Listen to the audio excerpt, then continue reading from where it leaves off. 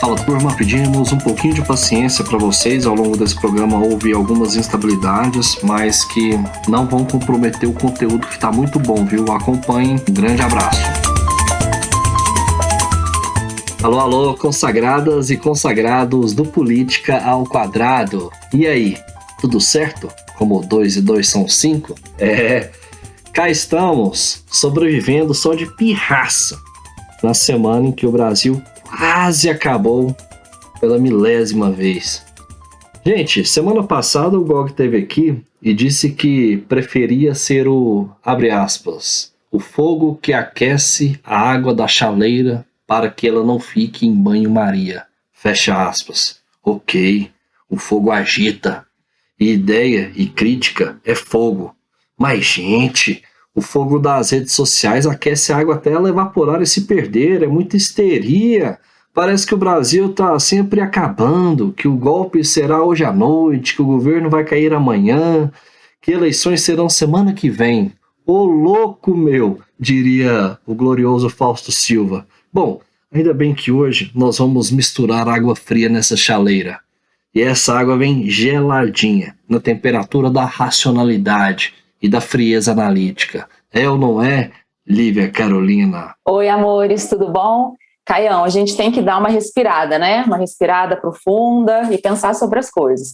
Essa semana que passou, eu alternei momentos em que eu quis sair correndo em direção à esplanada, com momentos que eu quis me enfiar debaixo da cama. Eu não vou contar para vocês qual dos dois que eu fiz, né? Mas assim, vamos ver se essa conversa, se ela acalma o nosso coração, ou não, né? Bom, o nosso convidado de hoje é historiador pela UFPS, Faculdades Integradas, mestre em Relações Internacionais pela Universidade de Brasília, doutorando em Política Comparada pela Universidade de Brasília e CEO e fundador da Dharma Risco Político e Estratégia. Quem é ele? Creomar Lima Carvalho de Souza. Tudo bom, Creomar? Tudo ótimo, Lívia. É um prazer estar aqui com você. Um prazer falar contigo também, Caio. Muito obrigado por estar aqui. Creomar, seguinte, vamos traçar uma linha do tempo aqui na sua vida. O que o Creomar de hoje, analista político, contaria para o Creomar calouro de história sobre o contexto sociopolítico do Brasil atual que deixaria o jovem Creomarzinho perplexo?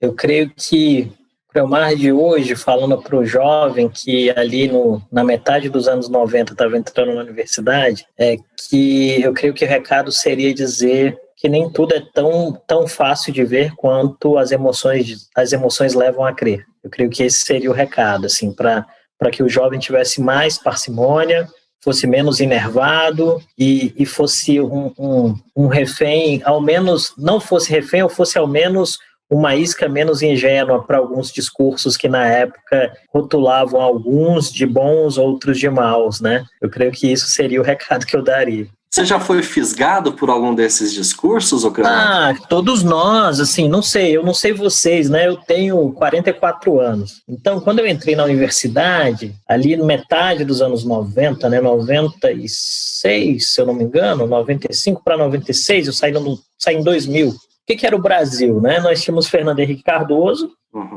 que tinha a dura missão de fazer com que o país fechasse as contas. Foi uma missão difícil. Acho que Fernando Henrique fez um excelente primeiro governo e um segundo governo ruim. E ali tinha uma rotulação, né? O movimento estudantil, por exemplo, principalmente sendo de história, a gente vinha muito com aquele elemento pegado ainda, aquela dicotomia muito forte da redemocratização, de que, assim, tudo que estava à direita era muito ruim, tudo que estava à esquerda era perfeito. E eu, apesar de nunca ter sido filiado ao Partido dos Trabalhadores, em algum momento a gente comprava aquilo também, né? Porque tinha a resposta fácil. A resposta fácil era, na minha geração ali, nos anos 90, a resposta fácil era falta vontade política, né? Tudo era respondido com falta vontade política, né? Como se dinheiro saísse das maquininhas sem nenhum impacto do ponto de vista inflacionário, por exemplo. Mas eu tive sorte também nesse período de formação, porque eu estudei em um período que é a transição do sistema de educação superior, né?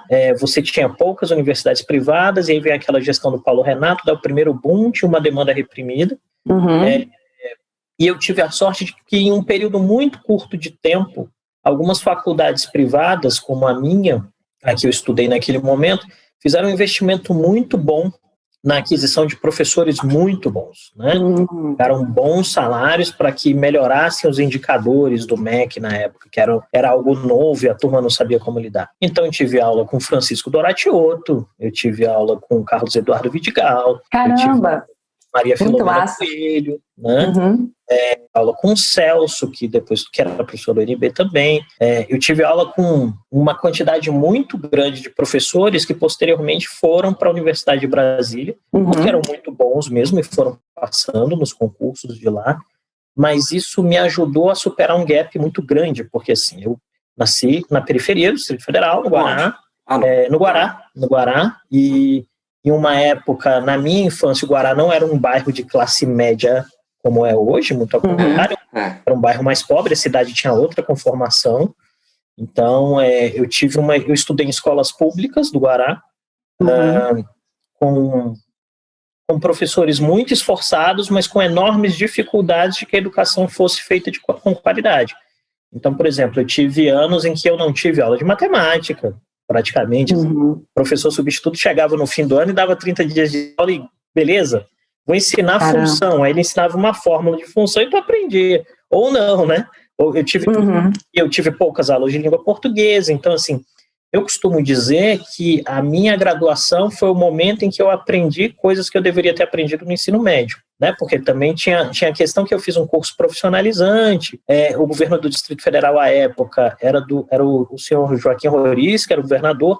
Ele fez uma transformação no sistema educacional do Distrito Federal. Eu, a meu ver, hoje, estudando um pouquinho de políticas públicas, acho que para reduzir alguns custos, e transformou várias escolas em escolas profissionalizantes sem dar estrutura para que essas escolas dessem ensino profissionalizante. E a minha escola acabou virando uma dessas escolas. Então, tem uma passagem hilária que de vez em quando eu converso com a minha mulher e eu fico rindo, que eu tinha uma aula de informática no currículo. E aí essa aula de informática, o professor distribuía uma folha de papel para cada aluno e tinha um computador desenhado na folha.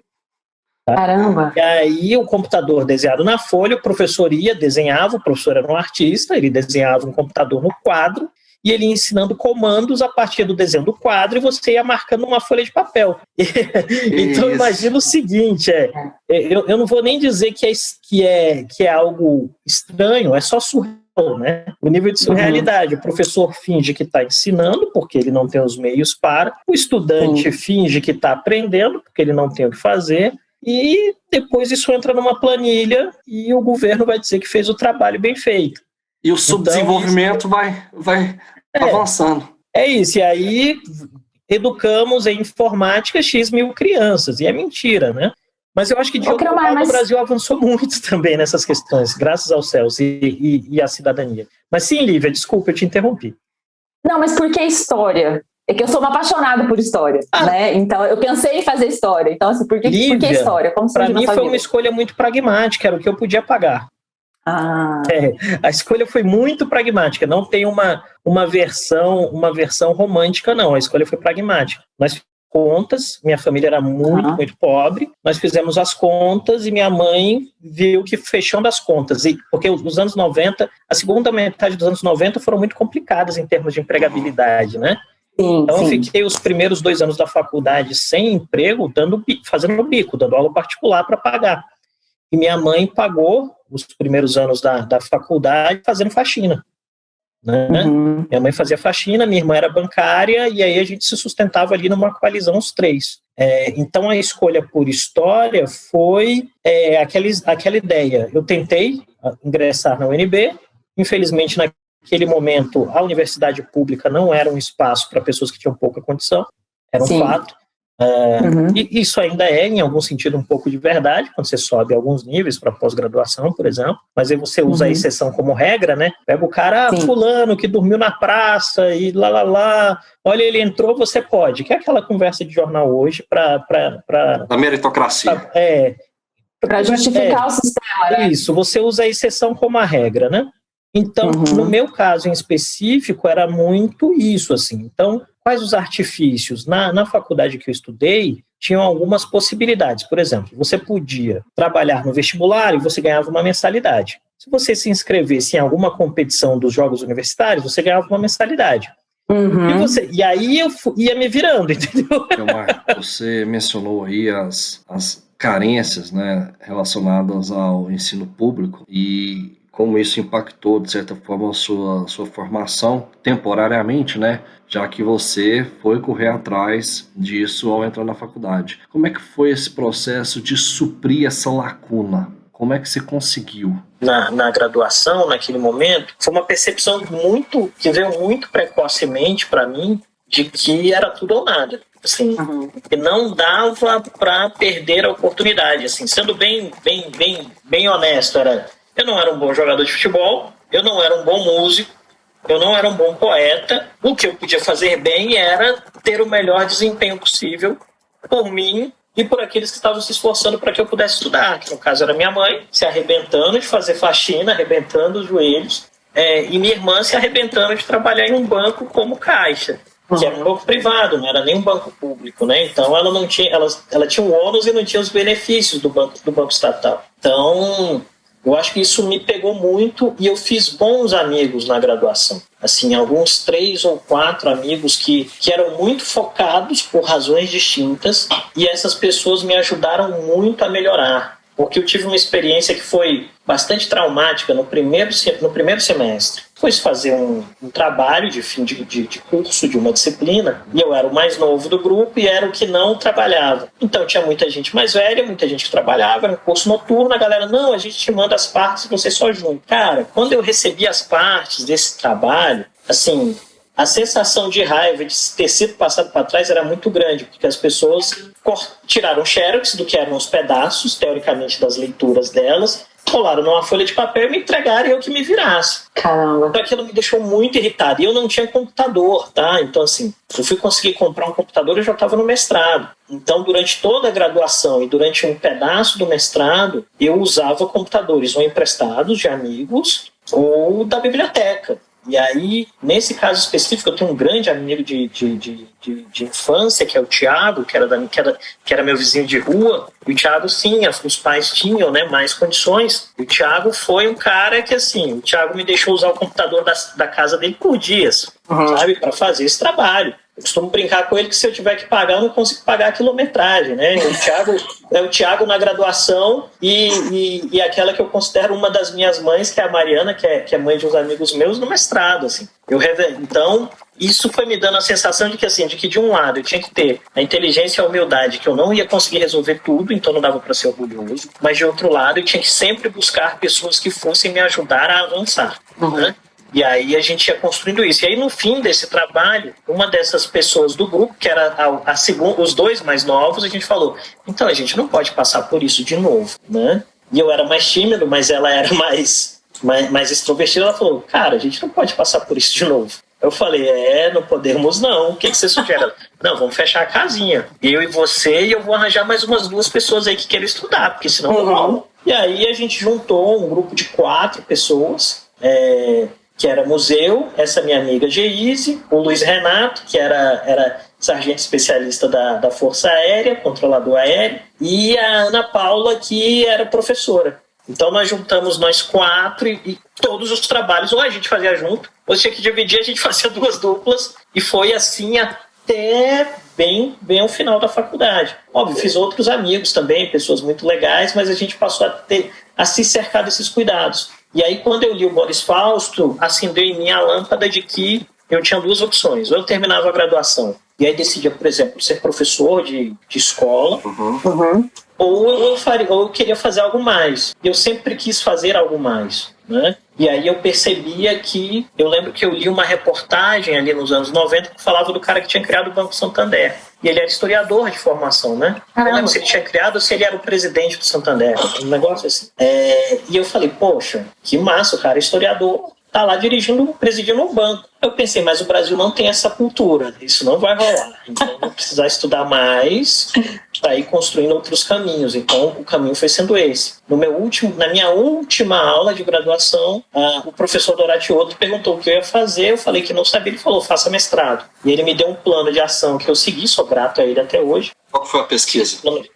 E aí eu estudei política externa brasileira na... Guerra do Paraguai. Não, colonização. Ele só me deu o plano de ação, o tema eu mesmo escolhi. Mas ele me deu um plano de ação, e aí foi assim, e aí ele me deu uma orientação e eu construí um plano, né? Eu sempre fui muito bom disso, então eu construí um plano em que no primeiro ano depois de formado eu juntava a grana, no segundo ano depois de formado eu me preparava e entrava no terceiro ano. Então foi isso que eu fiz, eu juntei grana, eu me formei em 2000, juntei grana em 2001, me preparei em 2002, entrei, comecei a estudar, fazer o mestrado em 2003, e lá se vão 18 anos. Ô, Criomar, por tudo isso que você está contando, né, a gente vai vendo uma pessoa extremamente pragmática, né, que eu imagino que tudo isso deva te ajudar demais na tua profissão de hoje, né, de analista. Mas, assim, o Caio perguntou mais cedo sobre as ideologias, se você tinha caído em alguma ideologia.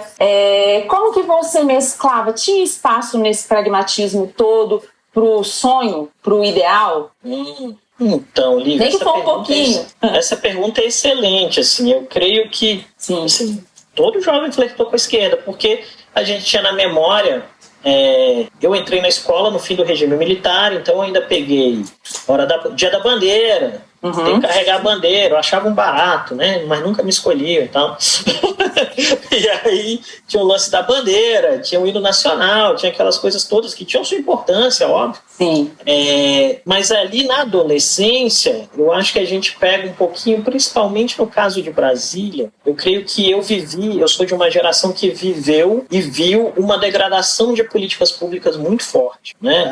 Aquela transição do fim do regime, as dificuldades que o país passava, e talvez o modelo de administração da coisa pública na cidade levada a cabo por um grupo político degradou muitas políticas públicas, muitas políticas públicas, né? Porque se entrou muito numa lógica de desenvolvimento anos 50 do século XX, né? Fazer obra, pintar meio fio, não sei o quê, e não que isso não seja importante, mas eu acho que algumas políticas importantes que eram feitas aqui e que podiam ser disseminadas foram perdidas no caminho. Quer ver uma que é importantíssima?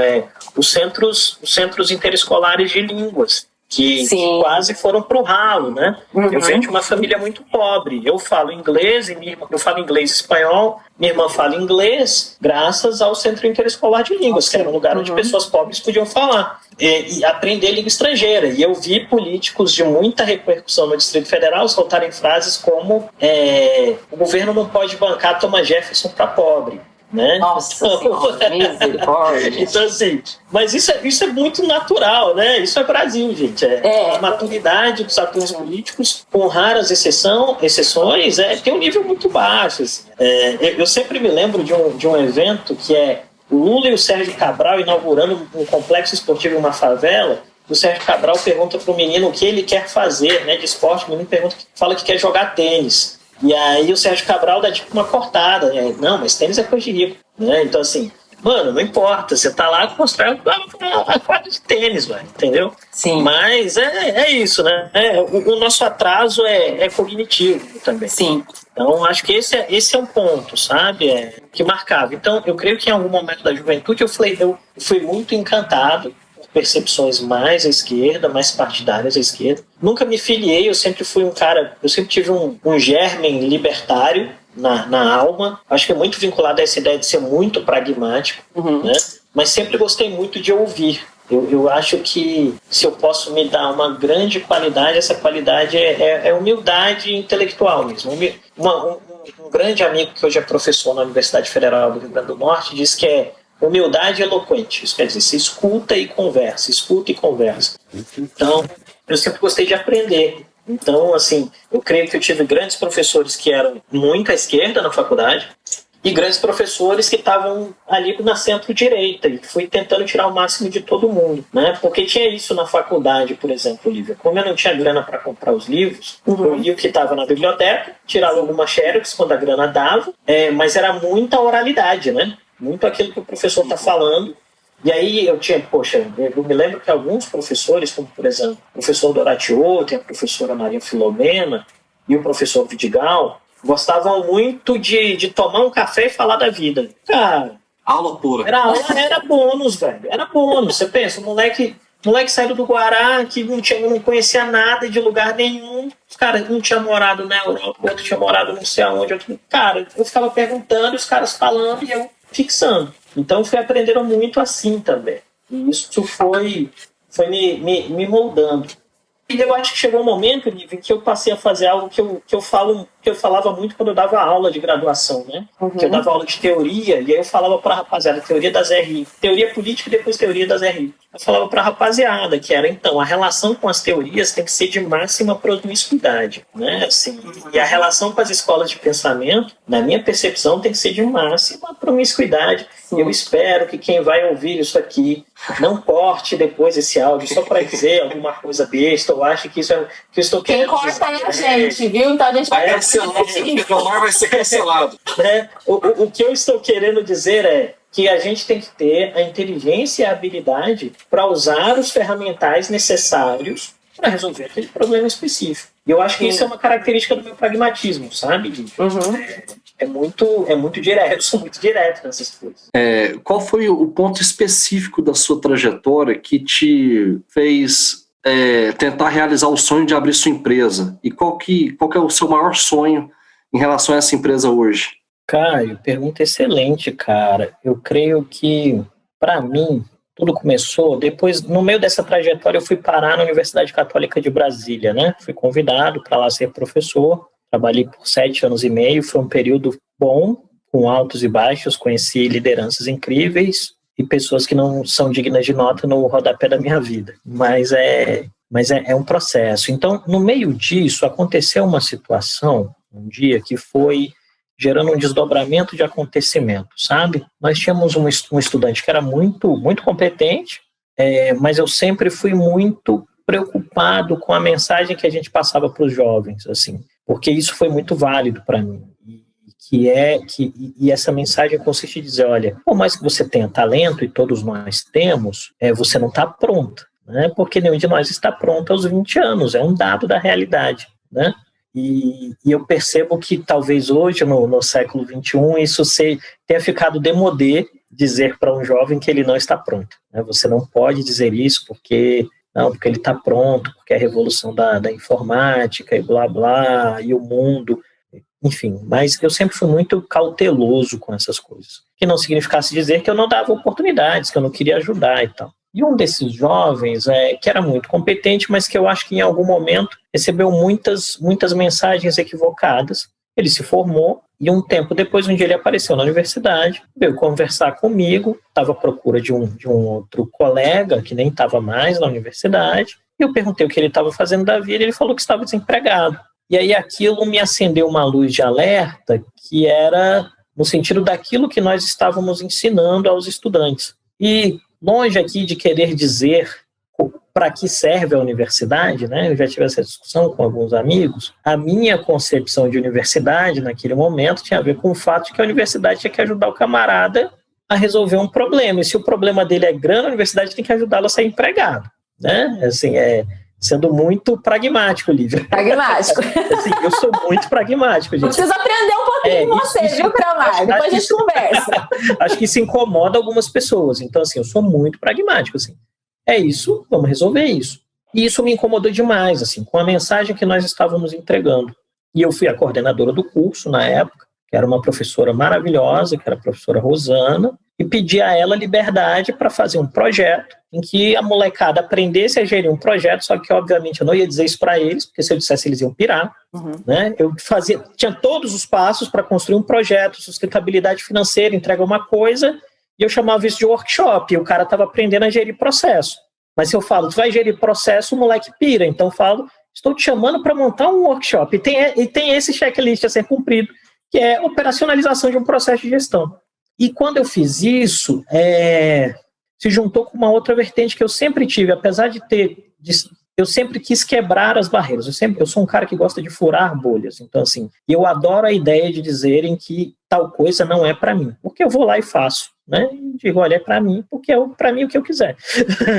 Quem define o que eu quero sou eu, não são as outras pessoas. Então, isso foi me permitindo juntar um diálogo que eu já tinha com o mercado, com entes privados, por uma vida pré-católica, onde eu já conversava com o pessoal de consultoria política, tive pessoas que abriram muitas portas para mim, o Murilo de Aragão, o Tiago, o Lucas, assim, que sempre me chamava para conversar com um político, não sei o quê, então sempre tinha esse pé do lado de fora, Depois, por um tempo, eu trabalhei na área de relações institucionais da Universidade Católica, então tinha esse diálogo. E eu falei, eu vou juntar 3 coisas em uma só. Eu vou ensinar esses garotos e essas garotas a gerirem projeto, eu vou criar um evento que é uma plataforma de relações institucionais para a universidade, e eu vou trazer o mercado para dentro da universidade para isso se desdobrar em oportunidades outras. Isso foi funcionando, e aí eu costumo dizer que, ao entregar esse projeto, foi uma coisa muito boa, porque ajudou muita gente. Em 5 anos, nós pudemos ver mais de 100 estudantes serem empregados, porque passaram pelo projeto. Isso gerou uma rede que empregou outros tantos mais. E, de outro lado, despertou aquilo que é normal, como diria Tom Jobim, né? O brasileiro odeia o brasileiro bem-sucedido. Isso gerou alguns problemas para mim na vivência cotidiana de universidade também, mas é normal. Se Jesus Cristo não agradou ninguém, né? Lembrando que a gente vai comemorar no dia de amanhã, no dia de domingo, quem sou eu, na verdade? Então, isso foi gerando um processo. E aí, quando eu fui percebendo também que aquilo que eu desejava e queria alcançar não tinha mais respaldo nas lideranças que estavam naquele momento na universidade, eu falei, olha, vai chegar um momento em que eu vou sair ou eu vou ser saído, né? Porque isso é normal. Uhum. Ninguém tem a obrigação de ter alguém que não te respalda. E o grande marcador para mim foi um dia que eu tive uma conversa com uma dessas lideranças e eu imprimi uma visão muito corporativa para a lógica da área de relações institucionais da universidade. E aí uma dessas lideranças pegou e perguntou para mim, mas por que você vem de terno? Eu falei, porque eu faço trabalho de relações institucionais, eu tenho que estar a qualquer momento pronto para ir ao Congresso, à Câmara Legislativa, ao Buriti, porque isso é o que eu tenho feito até aqui. E eu percebi que isso gerava um incômodo. Eu falei, então, vou ser saído. Vão ser saído. E aí chegou o momento em que eu fui saído, mas eu acredito que essa pessoa me fez um grande presente. Ela não tem ideia do que ela me deu, porque à medida que eu fui saído, e não quer dizer que eu não tenha ficado triste, não quer dizer que eu não amasse dar aula, não tem nada disso, assim, não é conversa de LinkedIn, tá, gente? O fim do ciclo se encerra, estamos todos muito felizes. Não, claro que eu fiquei puto, era um negócio que eu fazia bem feito, né? Só que isso me abriu o espaço e a possibilidade para construir um negócio. Então eu te diria, Caio, respondendo que isso foi germinando na minha cabeça.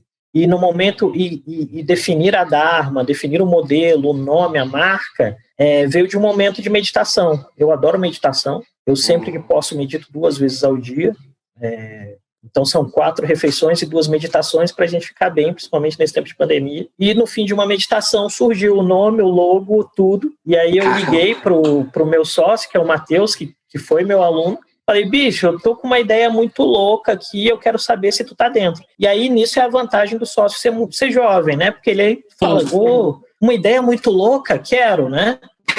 Eu falei, anota isso, eu tô dirigindo, eu tô com medo de esquecer. E coisa de doido mesmo, assim. E aí ele anotou,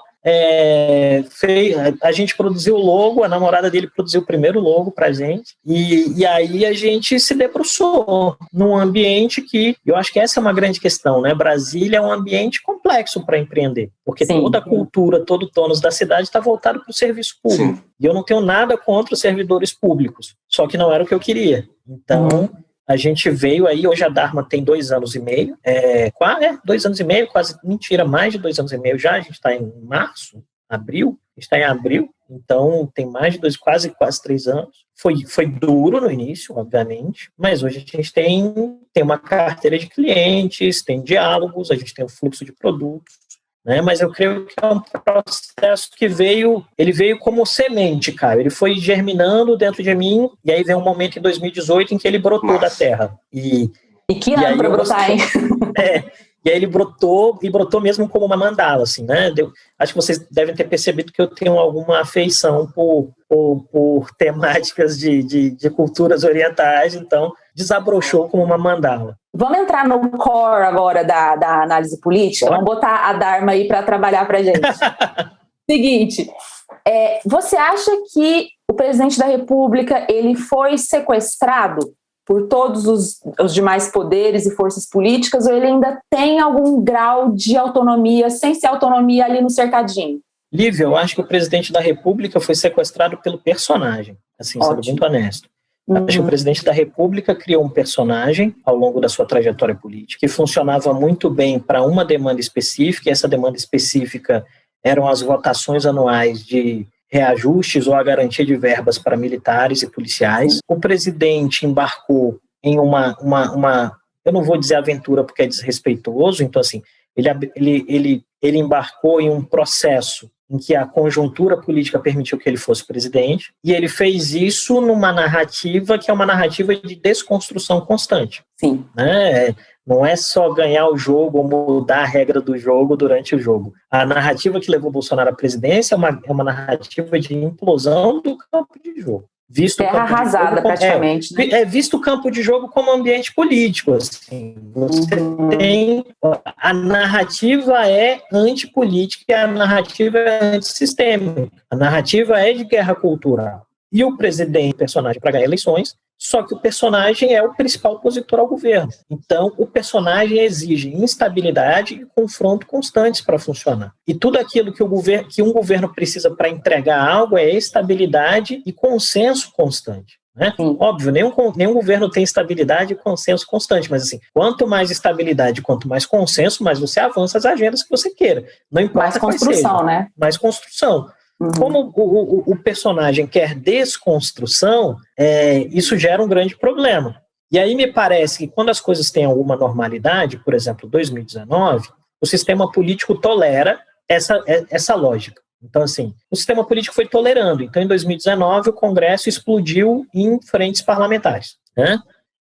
Em 2019, se aprovou a reforma da Previdência e Bolsonaro engatou a reforma da Previdência dos militares, que atendia uma demanda histórica dos militares. E eu acho que o presidente tem um ponto na narrativa dele, quando ele dizia que o diálogo do sistema político com os militares e com as forças policiais sempre foi muito ruim da redemocratização para cá. Tinha um germe de revanche. E tinha mesmo. É análise, gente. Não é tipo... É isso, assim.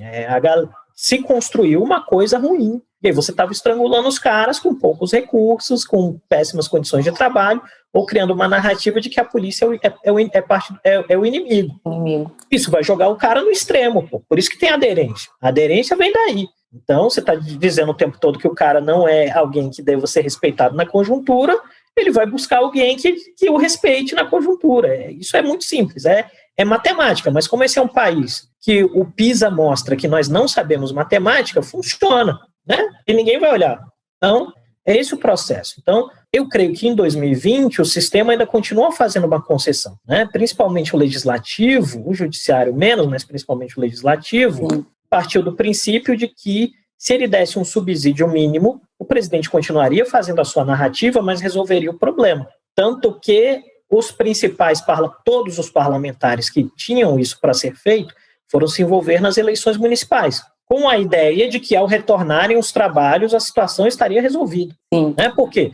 Inventaram a vacina, é só comprar a vacina. O Brasil é o país com a melhor infraestrutura vacinal do planeta. Comprou a vacina todo mundo, o problema está resolvido, 2021 é outra coisa, a vida volta. Só que aí vem um ponto. Como a situação começou a apertar para o presidente, o presidente subiu no personagem. É desconstrução, vacina não vou vacinar com essa aí do João Dória, eu vou esperar a AstraZeneca, e aí deu ruim na AstraZeneca, e arrebenta o cronograma, aí vem um cara da Pfizer, vai lá, você tá me cobrando por causa de vacina? Eu vou te mostrar a carta aqui que eu mandei que os caras recusaram.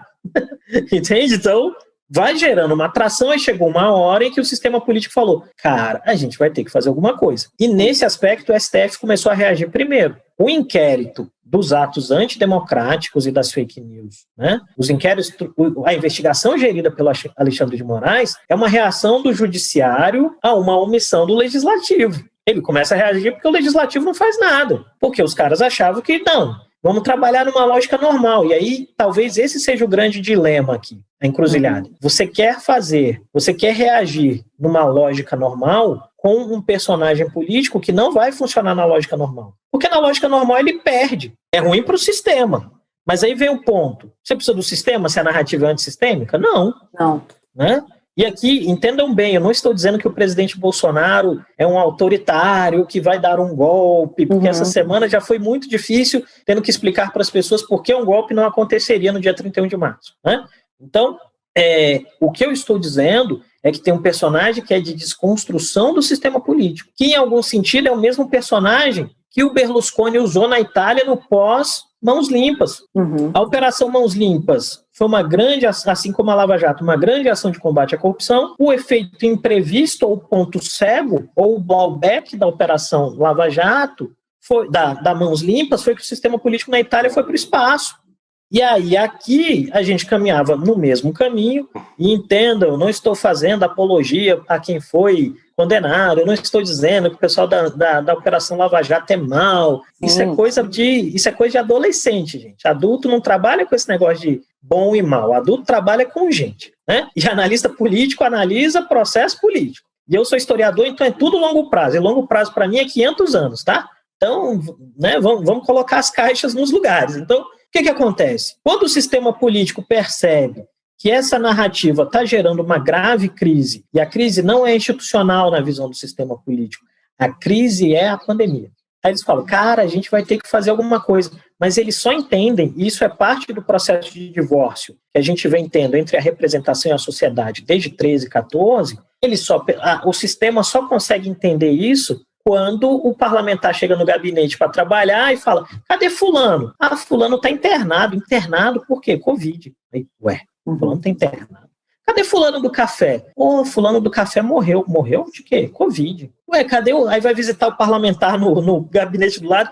Cadê o deputado? Então, o deputado está internado. Cadê o senador? O senador morreu de quê? De Covid. Epa. Isso é normal, tá? Assim, é um processo, você tem tanta coisa para prestar atenção, e eu acho que aqui a gente tem que dizer isso com honestidade. Os parlamentares, a atividade parlamentar é um negócio que sobrecarrega muito a pessoa. Então você não presta atenção em tudo, você presta atenção nas urgências. E aí a urgência vira pandemia. E quando os parlamentares vamos lembrar, os parlamentares tentaram retornar ao trabalho presencial. Era uma demanda, os parlamentares pressionavam o Rodrigo Maia pelo trabalho presencial. É uma das coisas que faz o Baleia Rossi perder também, óbvio, além da articulação excelente do Arthur Lira. Né?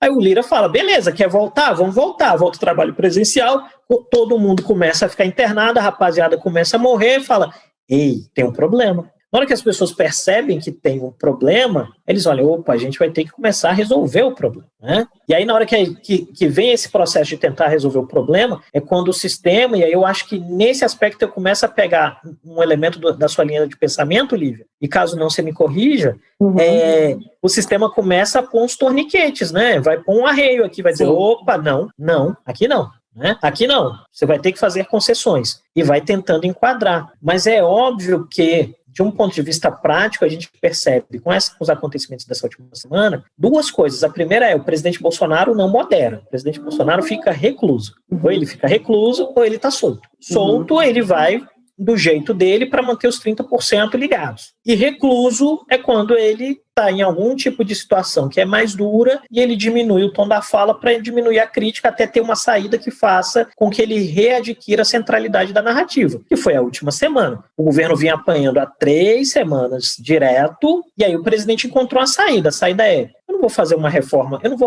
vou trocar um ministro, eu vou trocar um monte, porque isso é forte no temperamento do presidente Bolsonaro. O presidente Bolsonaro é um político de muita intuição, então isso explica também a capacidade de sobrevivência e de reinvenção, muito intuitivo, é muito impulsivo, né? E não tem medo de meter o pé no acelerador. Então é tudo ou nada a cada jogada. Sei lá, para quem gosta de xadrez, primeiro movimento, mexer o peão, cheque, o cara, velho, não dá para dar um cheque, você acabou de mexer um peão. Não dá porque você acha, porque eu vou dar o cheque mesmo assim. Cada jogada é cheque. Cara, velho, não dá, isso gera instabilidade no jogo. Mas eu quero a instabilidade, né? O presidente Bolsonaro gosta do confronto, é o confronto que faz com que ele se sinta bem, confortável, porque aí também vem, só para fechar, Lívia, é a hora que vem o ponto do personagem. O personagem precisa do confronto. Sem confronto, sem inimigo, não tem personagem. Ele não existe, né? Não existe. E aí você precisa encontrar alguém que bata, né? Se não tiver ninguém para bater Encontrou agora com o Lula? Cara, acho que não, porque o Lula não entra no jogo, né? Esse é o ponto, o Lula ainda não entrou no jogo. Não entra? Mas nem psicologicamente? Sério? O que falta para ele entrar? Para o seguinte, na semana, no episódio da queda do ministro da Defesa e dos comandantes das Forças Armadas, o Lula deu alguma declaração? Não. Acho que nem na entrevista com o Reinaldo Azevedo ele também não comentou nisso. Quem falou? As pessoas que falaram, sei lá, os 6 pré-candidatos. Foi linda a iniciativa dos 6 pré-candidatos. Né? Ele só tem um problema. Qual é o único problema que falta para aquela rapaziada? Voto. Não tem um. E dividindo por 6 fica pior ainda. Não tem voto, os caras só têm um problema, não tem voto. Então, assim, e gente, isso, e aí vem o ponto, né? Não é desrespeito a nenhum dos 6 candidatos. Acho que é uma tarefa muito nobre se candidatar à presidência da República, qualquer que seja a sua percepção, porque você realmente acredita que pode fazer as coisas melhorarem, a República querendo que as coisas piorem, né? Eu acho que é importante entender isso. Só que as escolhas feitas a partir daí podem mover as janelas de interpretação. Então você pega, por exemplo, o Ciro falou alguma coisa, alguém se importou? Não. Luciano Huck falou alguma coisa, alguém se importou? Não. Mandetta, ninguém se importa. E aí vem um ponto, porque esses caras não representam ameaça eleitoral, nem para o Lula, nem para o Bolsonaro. Com aquilo que nós temos hoje, e eu espero mesmo estar errado daqui a um ano, com aquilo que nós temos hoje em termos de conformação de cenário, a janela é só o Bolsonaro pode derrotar o Lula e só o Lula pode derrotar o Bolsonaro. O resto é construção de desejo. As pessoas gostariam que a eleição não fosse polarizada, as pessoas gostariam que surgisse uma terceira via. Poxa, eu gosto de um monte de coisa também, né? Só que a maioria delas não acontece porque eu gosto, né? Assim, tem que ter construção. E aí me parece que nesse aspecto, as falas do Lula, por mais que constranjam o Bolsonaro, elas são falas que têm resgatado uma percepção que estava muito em falta na sociedade brasileira, graças a esse tônus do presidente Bolsonaro, que é de um político que fala coisas minimamente sensatas e que isso tem capilaridade nas pessoas, entende? Porque o Lula também é um político carismático, então ele vai falando as coisas, as pessoas, nossa, parece tão razoável, né? E a cidadania tem uma orfandade hoje por razoabilidade. Sim. Por que você acha que ele não entrou no jogo ainda? Porque ele sabe que não vale a pena. Porque ele desgastaria a imagem, a força dele está muito longe. Vamos trabalhar com uma lógica aritmética, que é a minha percepção do processo. Imagina que são 30% com o Bolsonaro, 30% com o Lula. Você está brigando pelos outros 40%. Né? Nesses 40%, tem gente que não gostaria de votar no Lula, mesmo não apoiando o Bolsonaro. E tem gente que não gostaria de votar no Bolsonaro, mesmo não querendo votar no Lula. Você está disputando os corações e as mentes desses 40%, em duas vertentes. Ou você os ou você cria um processo eleitoral tão ruim, em que eles não querem votar, e aí essas pessoas não votam e decidem no fã-clube. Ou você cria um processo político, um processo eleitoral, em que as pessoas se sintam encantadas para o voto. As duas coisas são possíveis, né? Me parece que nesse exato momento, a narrativa do Lula está construída no sentido de convidar essas pessoas ao voto, porque ele tem medo de que as pessoas que não o queiram na presidência possam ser maiores, em número maior do que aquelas que eu tolero mais 4 anos de Bolsonaro para não ter Lula. Isso é uma força dentro da política, mesmo porque as oposições não conseguiram construir uma narrativa de oposição ao Bolsonaro, gente. Tem 2 anos de governo, não colou nada. Não colou nada. Talvez porque nem queiram, né? Mas enfim, ou porque não saibam, mas o fato é esse. As primeiras coisas que começaram a surgir tem muito pouco tempo. Assim, falar o hashtag Bolsocaro, né? E isso demorou. Então, assim, até hoje o presidente Bolsonaro tem centralidade da narrativa política. E eu acho que por isso o Lula não quis entrar nesse jogo. Ele não quer entrar na bola dividida antes da hora. Não tem por que queimar cartucho, né? E isso, aí a gente tem que lembrar. O Lula ganhou 2 eleições, mas perdeu uma pá antes, né? Sim. Ele sabe como é que é difícil, melhor, ele sabe como é fácil perder a eleição e como é difícil ganhar a eleição.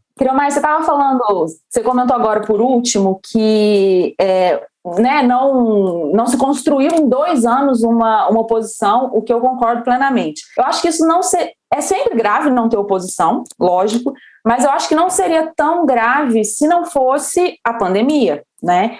Então, por exemplo, você tem um jogo de terra arrasada do Bolsonaro, né? Que os outros políticos não jogavam assim, né? Não estou dizendo que eles respeitavam o campo normal, o campo plantadinho, mas eles deixavam ali. Eles sabiam burlar, mas não destruíam, né? Então, quando o Bolsonaro veio destruir o campo e eles continuaram, os parlamentares que deveriam fazer oposição, continuaram às margens desse campo, eu acho que tudo bem, vamos seguindo até 2022 e a gente vê como é que faz. Mas eu acho que diante de uma pandemia, diante da morte de 300 mil pessoas, né, os parlamentares, eles tinham que ter dado um jeito de tipo, não, Bolsonaro, ó, agora vem para cá, agora você vai jogar nesse campo aqui, esse campo institucional, do Estado de Direito e do respeito mínimo às minorias e a todas as outras coisas, e o mais importante, como você mesmo falou, é o campo plantado de um país que tem o melhor sistema de vacinação do mundo. Por que não puxaram o Bolsonaro para esse campo, pelo menos para a pandemia? Porque assim, eu estou falando como cidadã, não estou falando como apresentadora do Política ao Quadrado, não. Eu vou olhar com muita amargura para essa legislatura de agora da pandemia. Com certeza, eu estou extremamente magoada e assim, de verdade mesmo. Lívia, eu creio que a gente tem aí uma conjuntura, eu vou trocar o termo, não é conjuntura, acho que a gente tem uma conjunção de erros de avaliação, né? Certo. Por exemplo, um erro de avaliação do Palácio do Planalto, na minha humilde opinião, é que o Palácio do Planalto subestimou o impacto da pandemia. Sim. E pensa o seguinte, como se constroem grandes lendas em termos de estadistas. Tem uma crise, o cara faz um erro de avaliação, mas depois acerta, ou então é o cara que está aqui falando que está certo, até as pessoas entenderem que ele mesmo está certo, e aí junta as duas coisas e ele vira uma lenda.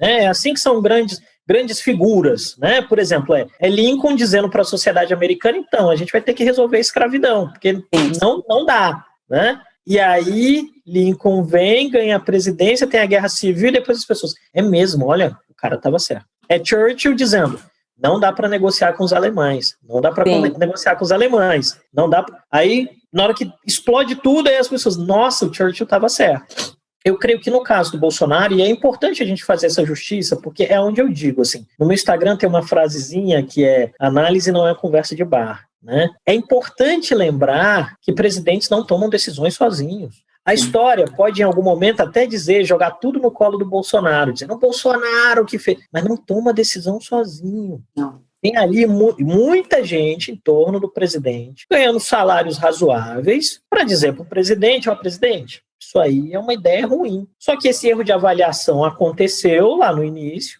né? Aqueles que diziam para o presidente que era um erro de avaliação foram sendo tirados do processo. Acho que, além do drama da demissão, do confronto entre o Bolsonaro e o Mandetta por semanas, depois a passagem relâmpago do Tais, depois a aposta na lealdade absoluta, e assim, pode-se dizer muito do Pazuello, mas ele foi leal ao presidente da República até o final. Sim. Foi leal até o final. Fez o que era para ser feito, né? Na visão do presidente da República. Esses erros de avaliação do Executivo se somaram aos erros de avaliação do Legislativo, né? Que também se equivocou, que não conseguiu se articular, e aí eu acho que o sistema começou a dar respostas em 21, né? Eu creio que uma resposta que nasce ainda em 20 é a investigação do STF dos atos antidemocráticos. Uma segunda resposta é a prisão de um deputado bolsonarista, porque a turma estava perdendo a noção do razoável, né? Outra resposta é dizer, governo federal, você vai ter que recriar o comitê de gestão de crise, vai ter que trocar o ministro da Saúde, né? O problema é que hoje me parece que essa percepção de que algo tem que ser feito não está acompanhada de uma percepção de que algo tem que ser feito muito rápido. Sim. Né? A turma não conseguiu fazer essa leitura. Né? E nisso aqui, me parece que todos nós, sociedade, somos responsáveis, porque talvez tenha faltado a nossa capacidade de alertar as pessoas. Né? Então, esse exercício de alerta, eu acho que todos nós falhamos. Falhamos coletivamente, assim, aproveitando o momento pascual, por atos e por omissões. Sim. Né? Assim, a gente falhou coletivamente. Então, eu não gosto da ideia de que tem um vilão e um mocinho. E mocinhos. Acho que a gente tem uma dificuldade, e a sociedade falhou, por exemplo, em explicar para o presidente da República que estava errado, e que a gente não queria trocar o presidente da República, a gente queria que o presidente da República fizesse algo. Na hora que a sociedade optou, no início da pandemia, em março do ano passado, em dizer para o presidente que a gente queria trocar o presidente e não resolver o problema, você joga o cara na defensiva. Assim, do ponto de vista analítico é isso, gente. As pessoas podem não gostar, depois vão me xingar lá nas minhas redes sociais, isso acontece todo dia, tá tudo bem, né? Eu só vou, te bloqueio, se eu falar demais eu mando para o Ministério Público ou para a Polícia Civil, mas tá tudo bem, né? O que a gente tem que entender é que à medida que a gente optou por uma mensagem que era, eu preciso de uma desculpa para tirar o presidente do poder, você jogou o presidente na defensiva. E aí tem uma lógica de processo decisório que é você vai se cercar de quem te protege, de quem te dá a resposta que você quer. Dos seus iguais, né? Dos seus iguais, gente, vamos lá, vamos. Crise dos mísseis em Cuba, né?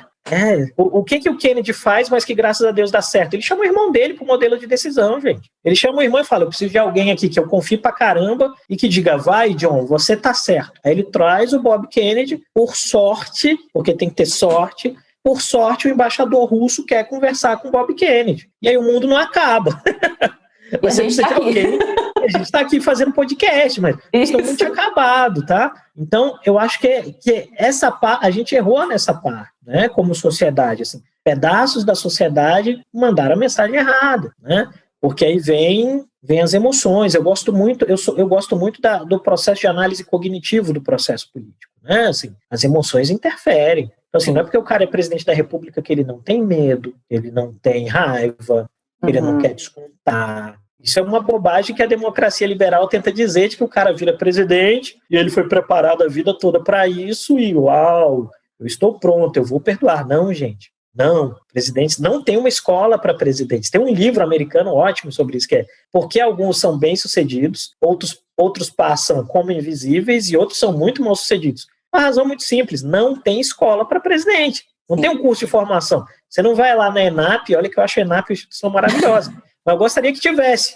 Assim, que todo cara que quisesse ser candidato tivesse que fazer um curso de 1 ano na ENAP. Aí você faz um curso da ENAP 1 ano, terminou o curso da ENAP, aí o cara diz, você está apto para ser candidato, né? Mas é uma piada, tá, gente, que eu estou falando. Estou sendo sarcástico, porque senão alguém corta e fala isso. É sarcasmo, tá? Mas assim, não tem uma escola, é um fato. Né? Então a gente tem que lidar com isso. E o presidente reflete o que a sociedade quer. Né? E a sociedade brasileira é sim anticientífica. A sociedade brasileira é sim teimosa. E em termos de política, nós somos adolescentes. Né? A galera ainda está chorando, brigando, batendo boca, mordendo coleguinha. Tipo, tá. É isso. Né? Para o processo. Certo. Creomar, acho que teu tempo já tá. Você já tá no teu limite ali, né? Pode mandar aí, quer mandar mais um? Pode mandar, dá uma esticada. Manda aí, Caião. Acho que eu ganhei um salvo-conduto aqui da minha mulher. Oba! Então vamos chamar o Creomar para o nosso desafio, Caião. Ai, meu Deus. Momento Jânio Quadro.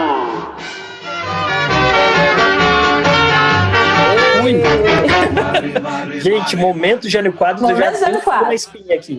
Esse aqui é o quadro fixo do nosso programa, viu, Creomar? É o seguinte, como você sabe muito bem, o nosso ex-presidente, ele tinha o singelo hábito de se comunicar oficialmente por meio de bilhetinhos escritos à mão, né? Uhum. Então, o que eu quero que você faça? Eu quero que você se imagine, você, Creomar, como presidente da República, hoje, abril de 2021, e que você escolha uma pessoa para mandar uma mensagem. Essa mensagem pode ser uma ordem, pode ser uma reclamação, pode ser uma oferta de trabalho, pode ser um agradecimento, pode ser um pedido de socorro, pode ser qualquer coisa. E lógico que você tem que compartilhar com a gente o conteúdo dessa mensagem, né? Isso, você compartilha com a gente porque a gente está lançando o nosso site e lá vai ter todos os momentos jânios de todos os participantes. Todos os bilhetinhos, olha isso. Pendurados. Caramba. Olha só, que interessante. Mas aí essa pessoa tem que ser um ministro ou qualquer pessoa. Como é que é isso? Quem você quiser, qualquer pessoa. Pode ser para a sociedade também, pode ser um bilhetinho coletivo? Pode. Ah, legal. Então meu bilhetinho vai ser coletivo, né? E aí o bilhetinho vai estar escrito assim, tem internalizado essa ideia de que o seu vizinho pode ser o seu inimigo, né? E assim, e enquanto a gente estiver preso nisso, não vai dar certo. Não não vai funcionar. Assim, a gente tem que romper essa ideia de que o cara é o inimigo. E aí tem uma coisa muito preocupante nisso, que se criou uma lógica hoje, principalmente nas redes sociais, de que as pessoas não têm o direito de mudar de ideia. Já repararam isso?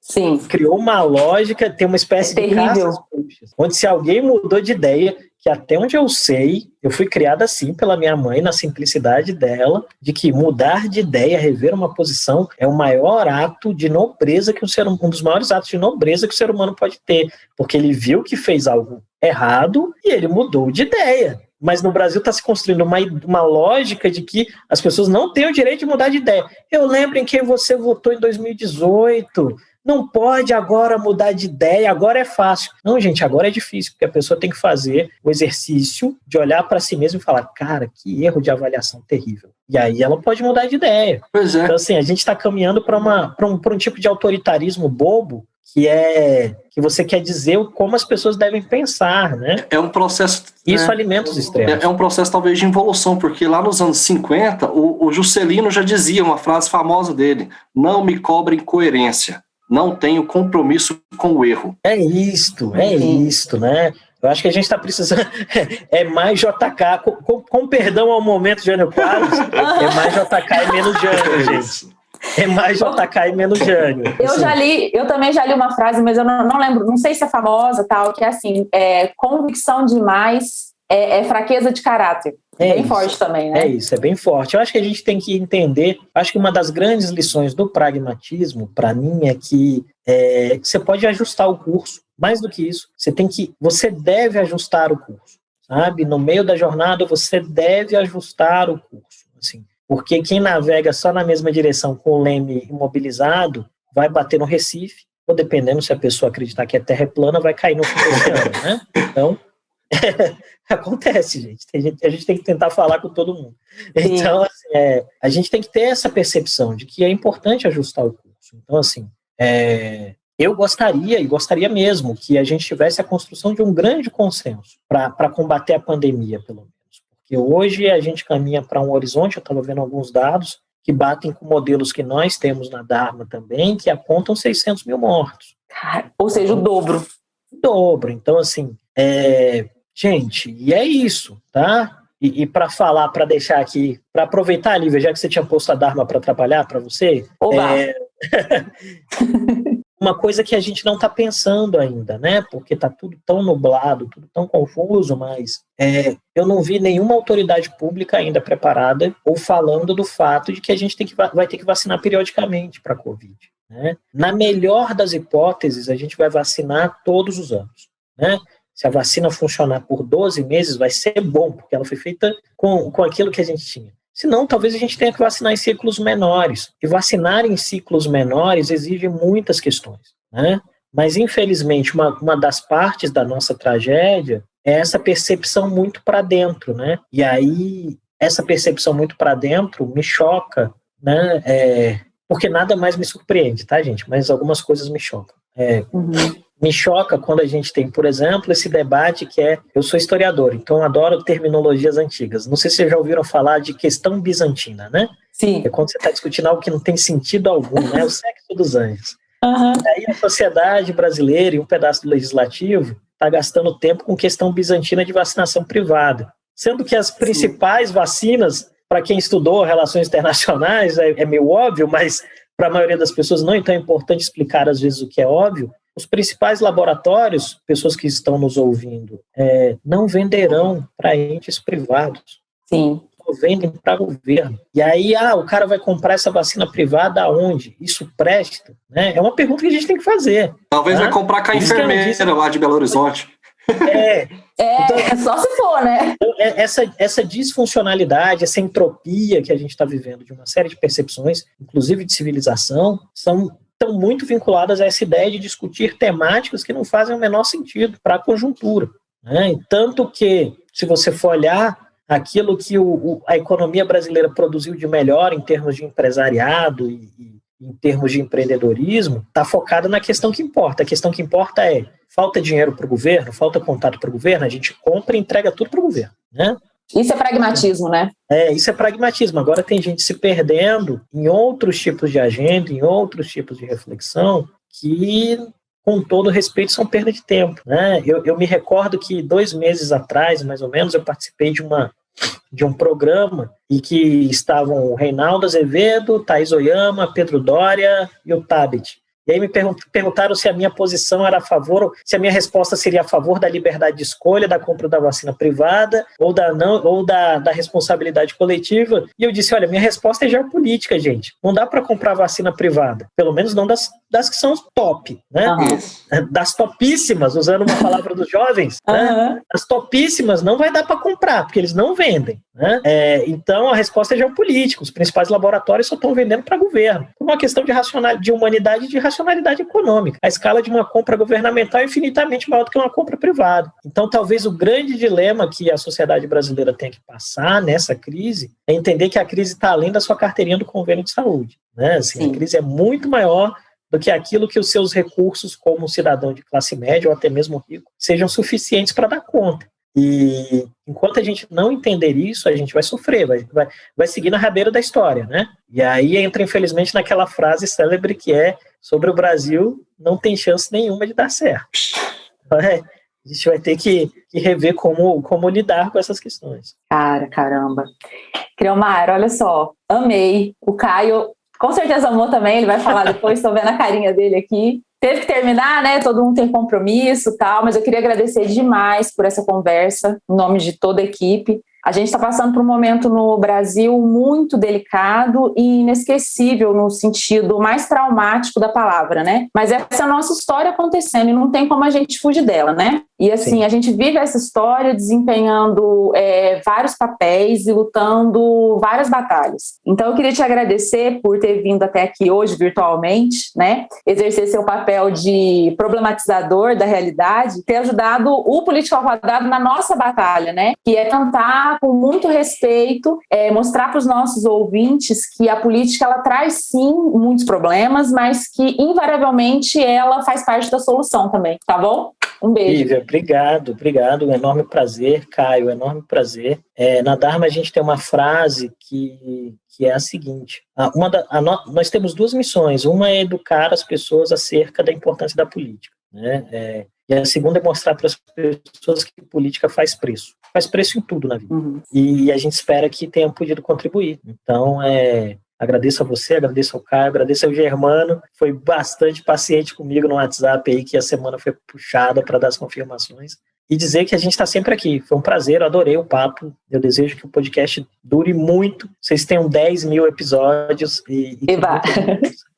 Que para mim foi uma oportunidade muito legal de fazer essa conversa. E estou sempre à disposição, né? Sempre à disposição por aqui, pelo WhatsApp, manda mensagem, vamos bater, trocar ideia. E que o mundo chegue um momento em que a gente consiga passar por isso, né? Se não melhores, mas pelo menos vivos. Mais fortes, né? Muito obrigado, Creomar. Foi muito bom, adoramos. Tem milhares de perguntas que os nossos ouvintes também, eu acho que eles ficaram curiosos para saber cada vez mais e conhecer a partir desse conhecimento robusto, pragmático, claro, né? Isso é muito bom. Muito claro, trazer né? isso para o debate, né? Porque o debate fica naquela coisa das redes, como eu falei no começo, uma loucura, a gente fica ansioso, achando que vai ter golpe, achando que vai ir. Não, vamos trazer a bola para o centro do jogo, a racionalidade, o Creomar trouxe. Fica já o convite para um próximo, para a gente falar mais de conjuntura ainda e a gente abarcar todas as nossas dúvidas. E é isso, pessoal. Muito obrigado por acompanhar. Continuem seguindo a gente nas redes sociais. A gente está no Instagram, no Twitter, Política ao 2 e nas plataformas de áudio em Política ao Quadrado. Um grande abraço. Beijo, gente. Política ao Quadrado é uma produção independente ao quadrado. Ajude a gente. Acesse apoia.se/política ao 2. Apresentação de Lívia Carolina e Caio Barros. Técnica e vídeo, Cauê Pinto. Edição e mixagem, Bruno Rossetti. Produção, Germano Neto. Eu.